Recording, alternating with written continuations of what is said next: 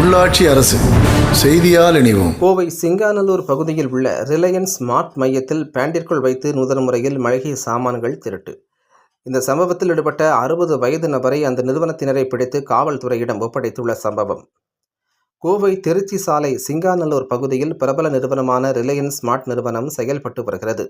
அங்கு தினசரி 1000க்கும் மேற்பட்ட வாடிக்கையாளர்கள் தங்கள் வீட்டிற்கு தேவையான அனைத்து வகை சாமான்களையும் கொள்முதல் செய்து வருகின்றனர். இந்த நிலையில் நேற்று அங்கு வந்த சுமார் 60 வயது மதிக்கத்தக்க நபர் ஒருவர் சுமார் 133 ரூபாய் மதிப்பிலான பொருட்களை வாங்கி அதற்குரிய தொகையை அங்கு செலுத்தி அங்கிருந்து வெளியேற்றப்பட்டுள்ளார்.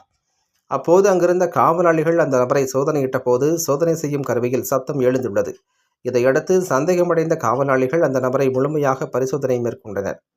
அப்போது அவர் கடையிலிருந்து மளிகை சாமான்கள் திருட்டில் ஈடுபட்டதை ஒப்புக்கொண்டுள்ளார். மேலும் அவரது பேண்டில் புதைத்துக் கொண்டிருப்பதை கண்ட காவலாளிகள் உள்ளிருக்கும் பொருட்களை வெளியே எடுக்குமாறு கூறவே பேண்டின் 2 கால்கள் உள்ள பகுதியில் மறைத்து வைக்கப்பட்டிருந்த 3 1/2 கிலோ 3 ரோசஸ் டீ தூள் பாக்கெட்டுகள், 3 1/2 கிலோ எடையிலான பூஸ்ட் பாக்கெட்டுகள் மற்றும் 1 லிட்டர் கோல்டு வின்னர் சமையல் எண்ணெய் உள்ளிட்டவற்றை அவர் வெளியே எடுத்துள்ளார். பின்னர் அவரிடம் நடத்தின விசாரணையில் அவர் கோவை புதூர் பகுதியைச் சேர்ந்த 60 வயதான விசாலராஜா சினராஜா என்பதும் ரிலையன்ஸ் ஸ்மார்ட் நிறுவனத்தின் பல்வேறு கிளைகளில் இதேபோன்று திருட்டு சம்பவங்களில் தொடர்ந்து ஈடுபட்டு வந்ததும் தெரியவந்தது.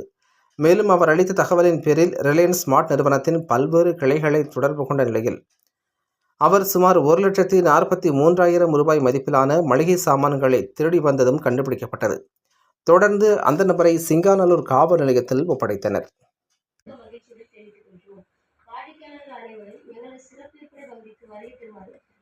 $50,000 வாங்கிட்டு விடுங்க, அப்பதான் கரெக்டா இருக்கும். எல்லாமே வேல்யூவான பொருள்.